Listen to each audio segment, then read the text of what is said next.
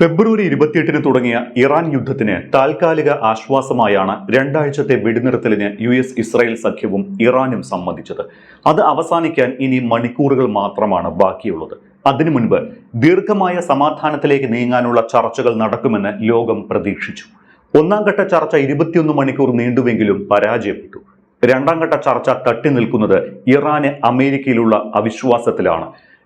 Hormuz കടലിടുക്കിൽ ഏർപ്പെടുത്തിയ നാവിക ഉപരോധം മാറ്റാതെ ചർച്ചയ്ക്കില്ല എന്ന് ഇറാൻ പറയുമ്പോൾ സമാധാനം അടുത്തെങ്ങും ഇല്ലെന്നാണ് സൂചന.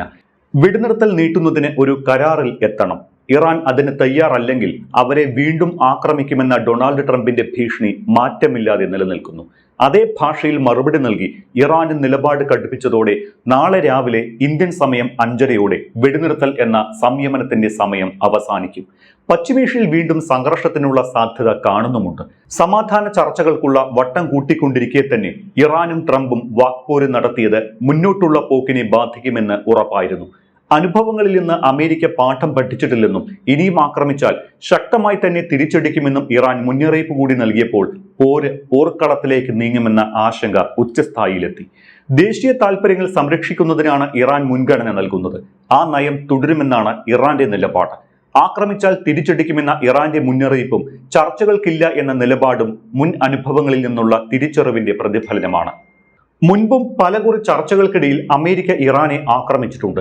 മുൻപ് ആണവ കരാർ നിലനിൽക്കുന്ന സമയത്താണ് കഴിഞ്ഞ ജൂണിൽ അമേരിക്കയും ഇസ്രായേലും ഇറാൻ ആണവ കേന്ദ്രങ്ങൾ ആക്രമിച്ചത്. ഇത്തവണ വെടിനിർത്തൽ കരാർ നടപ്പിലാക്കാൻ തുടങ്ങിയ സമയം മുതൽ അമേരിക്ക തന്നെ അത് ലംഘിച്ചു എന്നാണ് ഇറാന്റെ ആരോപണം. കരാറിലെത്താതെ വെടിനിർത്തൽ സമയം തീർന്നാൽ നിരവധി ബോംബുകൾ പൊട്ടാൻ തുടങ്ങുമെന്നാണ് ട്രംപ് PBS ന്യൂസിനോട് പറഞ്ഞത്.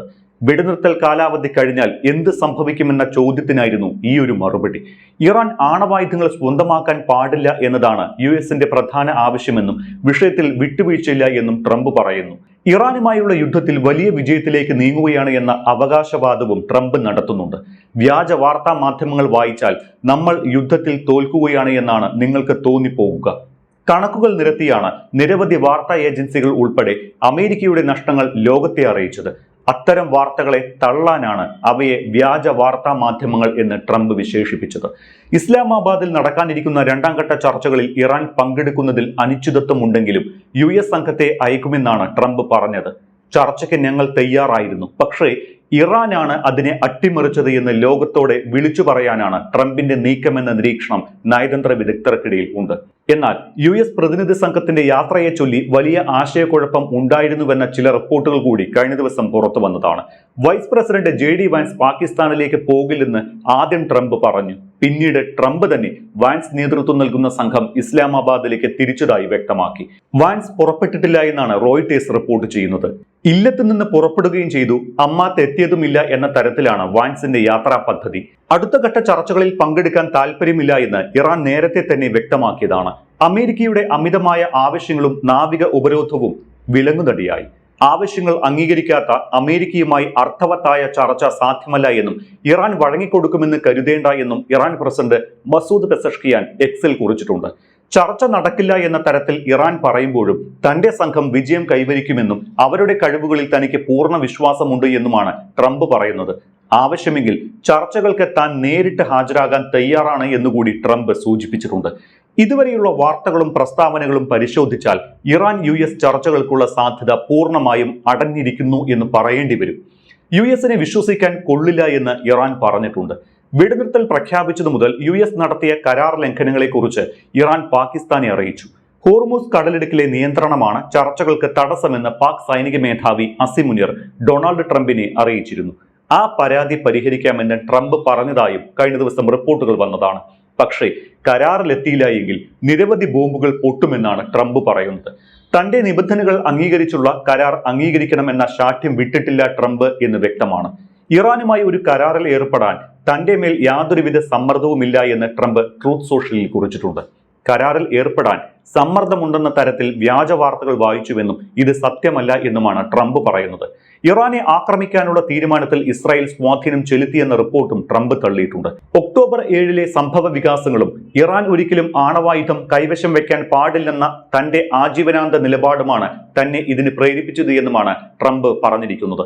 ഇറാന്റെ പതാക വഹിക്കുന്ന ടൗസ്ക എന്ന ചരക്കു കപ്പൽ US സേന വെടിവെച്ച് ആക്രമിക്കുകയും കസ്റ്റഡിയിലെടുക്കുകയും ചെയ്തതോടെ ചർച്ചയുടെ സാധ്യത ഏറെക്കുറെ അടഞ്ഞതുപോലെയായി മാറുകയായിരുന്നു. തങ്ങളുടെ കപ്പൽ പിടിച്ചെടുത്ത അമേരിക്കൻ കപ്പലിലേക്ക് IRGC ഡ്രോൺ ആക്രമണം കൂടി നടത്തിയതോടെ അത് ചർച്ചയെന്ന ശവപ്പെട്ടിയിലടിച്ച അവസാനത്തെ ആണിയായി മാറി. US-ന്റെ നാവിക ഉപരോധം മറ്റൊരു കാരണം മാത്രമാണ് ഇറാന് ചർച്ചയിൽ നിന്ന് പിന്മാറാൻ. ഹോർമൂസ് അടഞ്ഞുകിടക്കുന്നത് ഇറാന് വലിയ നഷ്ടം വരുത്തുമെന്നാണ് ട്രംപ് പറയുന്നത്. ഡൊണാൾഡ് ട്രംപിന്റെ പ്രധാന ലക്ഷ്യം സ്വതവേ തകർന്ന ഇറാനിയൻ സമ്പദ് വ്യവസ്ഥയെ കൂടുതൽ ഞെരുക്കുക എന്നതാണ്. അതിനുവേണ്ടിയാണ് ഹോർമൂസിലും ആണവ വിഷയത്തിലും കടുംപിടുത്തം പിടിക്കുന്നത്. ഇറാന് പക്ഷേ ഹോർമൂസ് വിഷയവും ആണവ വിഷയവും രാജ്യത്തിന്റെ പരമാധികാരത്തിൽ പെടുന്നതാണ്. ഈ ദേശീയ താൽപര്യങ്ങൾ സംരക്ഷിക്കുന്നതിനാണ് മുൻഗണന എന്നാണ് ഹോർമൂസിലും ആണവ വിഷയത്തിലും ഇറാൻ സ്വീകരിച്ചിട്ടുള്ള നിലപാട്. ഇക്കാര്യത്തിൽ വിട്ടുവീഴ്ചയ്ക്ക് ഇറാൻ തയ്യാറാകുന്നില്ല. അതിനിടെ ഇറാനുമായി സംഘർഷം തുടരുമെന്ന സൂചന ഇസ്രായേൽ നൽകിയതും യുദ്ധം കൂടുതൽ രൂക്ഷമാകുമെന്ന ആശങ്ക ഉയർത്തുന്നുണ്ട്. ഇസ്രായേലും US-ഉം ക്രൂരതയ്ക്കെതിരായ പോരാട്ടത്തിലാണ് എന്നാണ് നെതന്യാഹുവിന്റെ വാദം. 2 ആഴ്ച മുൻപ് ഇറാനിൽ ട്രംപ് വെടിനിർത്തൽ പ്രഖ്യാപിച്ച ശേഷം ഇസ്രായേൽ പുതിയ ആക്രമണങ്ങളൊന്നും നടത്തിയിട്ടില്ല. വെടിനിർത്തൽ കാലാവധി അവസാനിക്കാൻ കാത്തിരിക്കുകയാണ് ഇസ്രായേൽ എന്നാണ് അന്താരാഷ്ട്ര വിദഗ്ധർ വിലയിരുത്തുന്നത്. ഇക്കാലയളവിൽ ആക്രമിക്കുന്നത് കരാർ ലംഘനമാകും എന്നതുകൊണ്ട് മാത്രം ഇസ്രായേൽ മൗനം പാലിക്കുകയാണ്. അതേസമയം തന്നെ ലെബനനിൽ ഇസ്രായേൽ ആക്രമണം അതിരൂക്ഷമായി തുടരുന്നുമുണ്ട്. 2 ദിവസം മുൻപ് ഇസ്രായേലിനും ലെബനനും ഇടയിൽ വെടിനിർത്തൽ നിലവിൽ വന്നതായി ഡൊണാൾഡ് ട്രംപ് പ്രഖ്യാപിച്ചതാണ്. പക്ഷേ അതിനുശേഷവും ഇസ്രായേൽ ലെബനനിൽ രൂക്ഷമായ ആക്രമണം നടത്തുകയാണ് ചെയ്തത്. കഴിഞ്ഞയാഴ്ച പാകിസ്ഥാനിൽ ഇറാനും US-ഉം ആദ്യ റൗണ്ട് ചർച്ച നടന്നപ്പോഴും അതിന് തുരങ്കം വെച്ചതും ഇസ്രായേലും നെതന്യാഹുവുമാണെന്നാണ് ഇറാൻ ആരോപിക്കുന്നത്. അന്ന് JD വാൻസിന് വന്ന നെതന്യാഹുവിന്റെ ഫോൺ കോളിന് പിന്നാലെയാണ് ചർച്ച അവസാനിപ്പിച്ച് വാൻസ് മടങ്ങിയത്. വെടിനിർത്തൽ കരാറുകൾക്കപ്പുറം ഇസ്രായേൽ ആഗ്രഹിക്കുന്നത് യുദ്ധം മാത്രമാണ് എന്നതിന്റെ തെളിവായി ഇതിനെ വിലയിരുത്തപ്പെടുന്നുണ്ട്. 10 ദിവസത്തെ വെടിനിർത്തലിന് സമ്മതിച്ചതിന് തൊട്ടു പിന്നാലെ തെക്കൻ ലെബനാനിലെ ഗഫർഖേല മേഖലയിൽ ഇസ്രായേൽ സൈന്യം ബോംബാക്രമണം നടത്തിയിരുന്നു.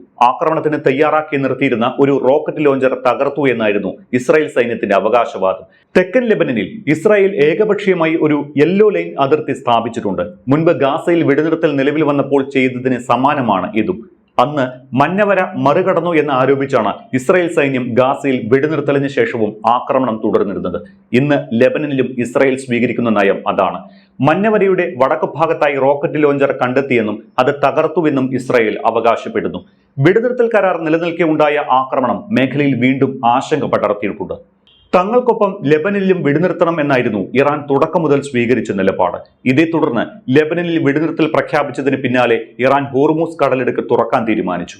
എന്നാൽ US നാവിക ഉപരോധം തുടർന്നതിനാൽ ഹോർമൂസ് തുറന്ന ഇളവ് അധിക സമയം നീണ്ടു നിന്നില്ല എന്ന് മാത്രം.